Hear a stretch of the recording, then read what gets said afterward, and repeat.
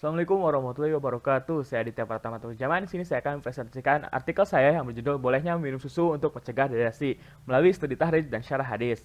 Oke, langsung saja. Pengertian minuman dan dehidrasi. Minuman adalah semua jenis cairan kecuali obat-obatan yang dapat diminum. Minuman mempunyai fungsi mendasar bagi kehidupan manusia seperti sebagai perangsang nafsu makan, menghilangkan rasa haus, sebagai sarana untuk melancarkan pencernaan makanan, dan sebagai penambah tenaga.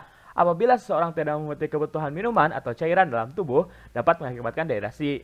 Dehidrasi yaitu kondisi tubuh yang kekurangan cairan sebanyak 1% atau lebih dari berat badan.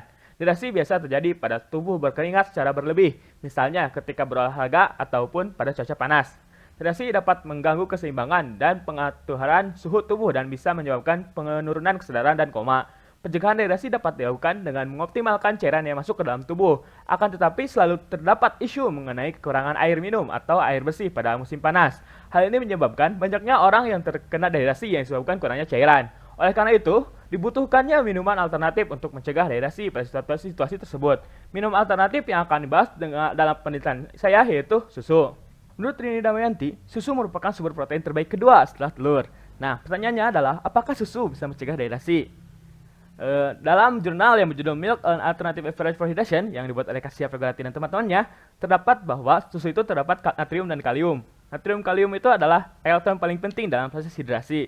Nah, selanjutnya, tentu saja terdapat banyak zat gizi dan vitamin yang terdapat dalam susu, misalnya vitamin D. Vitamin D memiliki peran penting untuk mineralisasi tulang. Selanjutnya, susu juga memiliki asupan kalsium sekitar 70%, sehingga asupan tersebut cukup sangat penting untuk menjaga kesehatan tulang dan gigi. Kalsium memiliki efek penting pada kontraksi otot. Selanjutnya, menurut Rini Damayanti, susu segar atau raw milk adalah susu yang terbaik untuk dikonsumsi. Jika kita mengonsumsi susu untuk kambing segar atau raw goat milk, maka kita sudah mengonsumsi susu terbaik bagi tubuh kita. Selanjutnya ditemukan hadis bahwa Nabi Muhammad SAW pernah mengonsumsi susu kambing segar. Nah, hadisnya sebagai berikut. Hadasana Ubaidullah ibnu Mu'adil Ambariyu hadasana Abi hadasana Syu'batu an Abi Ishaqo an Baro'i Kola telah menceritakan kepada kami Ubaidullah bin Mu'ad al-Ambari telah menceritakan kepada kami ayahku telah menceritakan kepada kami Syu'bah dari Abu Ishaq dari Al-Bara. Dia berkata, Qala Abu Bakrin asy-Siddiqu lamma kharajna ma'an Nabiy sallallahu alaihi wasallam. Abu Bakar Asy-Siddiq berkata, ketika kami keluar bersama-sama dengan Nabi Muhammad sallallahu alaihi wasallam min Makkah ilal Madinah, dari Mekah menuju Madinah. Marorana biro'in waqad adisha Rasulullah SAW. Kami melewati seorang pengembala. Ketika itu Rasulullah SAW sangat kehausan. Qala fahalabtu lahu kushbatan min labanil fa'ataituhu biha fashariba hatta radiyat. Abu Bakar berkata, lalu saya memeraskan untuk beliau sedikit dari air susu kambing milik pengembala. Kemudian saya membawanya ke hadapan beliau, lalu beliau meminumnya sampai saya merasa puas. Hadis riwayat Muslim nomor 3749. Selanjutnya, suatu hadis dapat dikatakan syahih jika rawinya seorang yang adil dan kuat hafalannya atau dabit. Berikut merupakan para perawi dari hadis tersebut.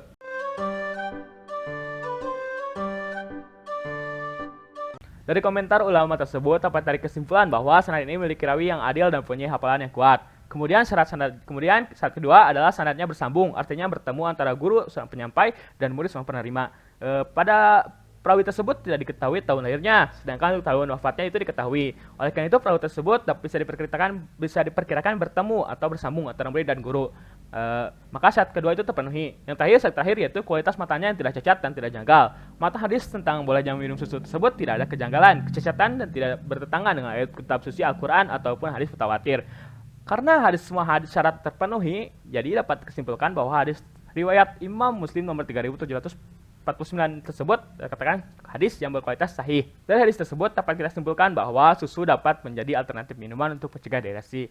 Akan tetapi tidak menjadi suatu keharusan atau sunnah untuk dilakukan. Karena meskipun susu adalah minuman yang bermanfaat, terdapat beberapa orang yang tidak dapat mengonsumsi susu. Misalnya anak-anak yang alergi terhadap susu dan orang dewasa yang memiliki penyakit kolesterol tidak disarankan untuk meminum susu. Akan tetapi dapat mengonsumsi susu olahan yang lainnya seperti yogurt, susu skim yang rendah lemak tanpa mengurangi manfaat dan khasiat dari susu tersebut. Cukup sekian dari saya, semoga bermanfaat. Wassalamualaikum warahmatullahi wabarakatuh.